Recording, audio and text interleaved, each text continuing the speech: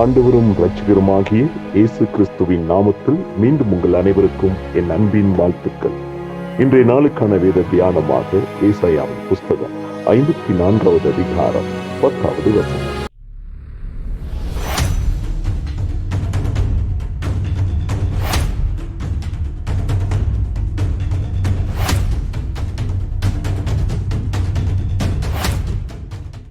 மலைகள் விலகினாலும் பர்வதங்கள் நிலை பெயர்ந்தாலும் என் கிருபை உன்னை விட்டு விலகாமலும் என் சமாதானத்தில் உடன்படிக்கை நிலை பெயராமலும் இருக்கும் என்று உன்மேல் மனதுருகிற கர்த்தர் சொல்லுகிறார்.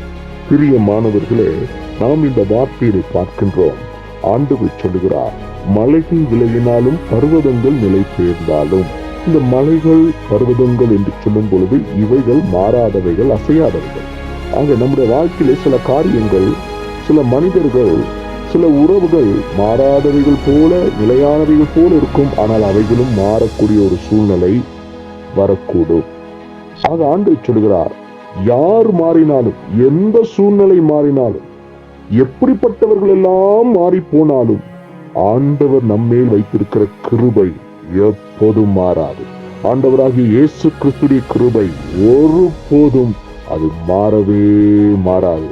ஆக ஆண்டவர் சொல்லுகிறார், என் சமாதானத்தின் உடன்படிக்கை நிலை பெயராமலும் இருக்கும் என்று சொல்லி, ஆண்டவர் கொடுத்த உடன்படிக்கை, ஆண்டவர் நமக்கென்று சொன்ன வாக்கு தத்தங்கள், அவர் நம்மோடு கூட இருப்பேன் என்று சொன்னது, அவர் நம்மை தாங்குவேன் என்று சொன்னது, அவர் நம்மை உயர்த்துவேன் என்று சொன்னது, அவர் நம்மை ஆசீர்வதிப்பேன் என்று சொன்னது, அவர் நம்மை எல்லா தீங்கிலிருந்தும் விலக்கி காப்பேன் என்று சொன்னது, அவர் நம்மை நாளுக்கு நாள் விருத்தி அடைய செய்வேன் என்று சொன்னது, எல்லா ஜாதிகளுக்கும் மேலான நிலையிலே நம்மை வைப்பேன் என்று சொன்ன அந்த காரியம், அந்த உடன்படிக்கை ஒரு போதும் நிலை பெயராமல் இருக்கும் என்று அங்கு சொல்லப்படுகிறது. அடுத்து, நம் மீது மனதுருகிற தேவன் என்று வேதம் சொல்லுகிறது. ஆம், எப்பொழுதும் அவர் மேல் நம்மேல் மனதுருகிற கர்த்தரா இருக்கிறார். உங்களுக்கும் எனக்கும் மனதுருகிற ஆண்டவர் நம்ம எந்த சூழ்நிலையிலும் நம்மை உயர்த்துவதற்கும், நம்மை தாங்குவதற்கும், நம்மை ஆசீர்வதிப்பதற்கும், நம்மோடு கூட இருப்பதற்கு அவர் எப்பொழுதும் மனதுருக்கம் உள்ள தேவனாயிருக்கிறார்.